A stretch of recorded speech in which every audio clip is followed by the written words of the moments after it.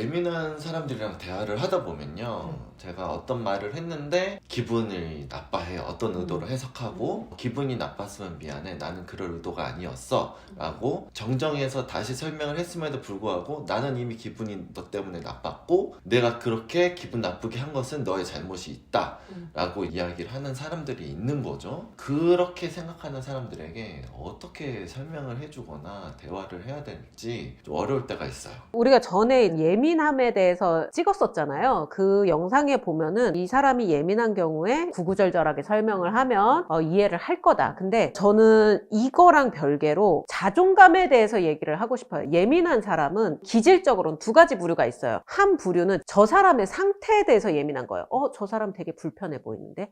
그리고 한 부류는 저 사람이 나를 어떻게 생각하는지 예민한 거예요. 그러면 그렇게 얘기를 하는 사람은 아무래도 후자 쪽이겠죠? 저 사람이 나를 이렇게 생각해서 저렇게 말을 했구나. 이것 또한 넘겨짚은 거예요. 나는 그럴 의도가 아니었어. 근데 네가 그럴 의도가 아니었어도 나는 기분이 나쁠 수 있어. 여기까지는 오케이예요. 여기까지는 오케이인데 이 이후에 그렇기 때문에 그건 너의 문제고 네가 잘못한 거야 라고 얘기를 하는 거는, 저는 이건 예민이랑 별개로 그 사람의 자존감의 문제일 수도 있고요. 아니면 그 사람을 휘두르려는 가스라이팅의 일종이라고도 저는 볼 수 있거든요. 최근에 어떤 쇼츠를 봤는데 김종국 씨가 아이돌 분이었던 것 같아요. 그분한테 너 살이 좀 오른 것 같다 라고 얘기를 한 거예요. 그러니까 아이돌 분이 막 뿌앵 하면서 울더라고요. 김종국 씨의 의도는 그거였어요. 네가 살이 좀 오른 것 같아서 보기 좋다, 이 의도였어요. 근데 어쨌거나 이제 아이돌 입장에서는 살이 쪘다라는 말이 기분이 나쁠 수는 있죠. 그리고 상처가 될 수는 있어요. 근데 여기서 김종국 씨가 아니 나는 그런 의도가 아니라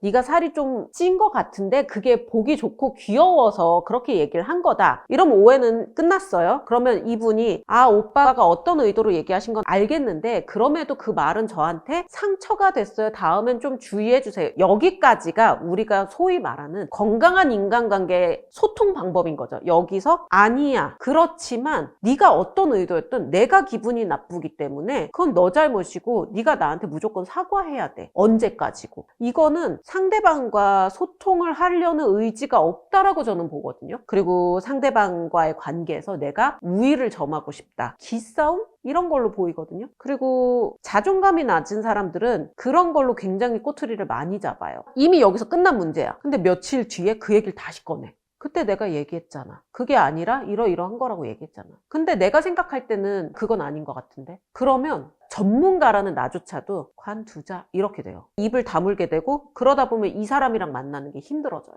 자존감이 낮은 것과 소통이 되지 않는 것에 그 인과관계가 잘 이해가 안 되는데 한번 설명을 더 해주실 수 있나요? 그러니까 자존감이 낮으면 굉장히 피해의식이 많이 생겨요. 제가 오늘 올 때 화가 나는 일이 있었는데 버스가 온다고 이제 뜨잖아요. 근데 이제 버스 기사님이 이렇게 지나간 거예요. 근데 그때 잠깐 제가 핸드폰을 보고 있어갖고 고개를 딱 들었는데 이렇게 확 지나가고 있더라고요. 제가 급하게 잡았죠. 그러니까는 기사님이 아니 버스 정류장에서 핸드폰 보면 어떡하냐고. 근데 저는 저대로 할 말이 많았죠. 나는 잠깐 핸드폰을 본 그 사이에 이 버스 기사님은 이 정류장 쪽이 아니라 이제 도로 쪽으로 이렇게 확 지나갔으니까. 근데 만약에 이거를 기사님이랑 그래 당신이 옳은지 내가 옳은지 해봅시다, 여기까지는 그래 조금 예민하고 까칠한 사람일 수 있어요. 근데 이 뒤에 아저씨 제가 여자라서 우습게 보는 거예요. 이건 자존감이 낮은 거예요. 이건 피해의식이잖아요. 이 사람이 내가 여자라서 그런 걸 수도 있고 이 사람이 강약약강일 수도 있어요. 그치만 내가 그걸 넘겨짚어서 그렇게 얘기하는 건 내 문제인 거예요. 우리는 팩트 갖고 싸우면 되거든요. 아니 저는 잠깐 봤고 어차피 기사님이 이쪽 차선으로 들어온 게 아니잖아, 이렇게 싸우는 거는 괜찮아. 근데 전혀 다른 문제인 거잖아요. 이거는 자존감이 낮은 거죠. 내가 여자라서 혹은 만만해 보여서 혹은 여자분들은 그런 거 있을 수 있어요. 뭐 내가 뚱뚱해서, 내가 너무 말라서, 내가 혹은 못생겨서 제가 저렇게 하나? 이거는 자존감의 문제인 것 같거든요. 누구도 그렇게 생각하지 않아요. 근데 나의 피해의식이 나를 그렇게 만드는 거죠. 그러면 그런 사람들이 그렇게 피해의식을 가지고 나를 대할 때 대처할 수 있는 방법이 있나요? 진짜 솔직하게 말할게요. 그냥 그런 사람은 안 만나는 게 좋아요. 내 정신 건강을 위해서도.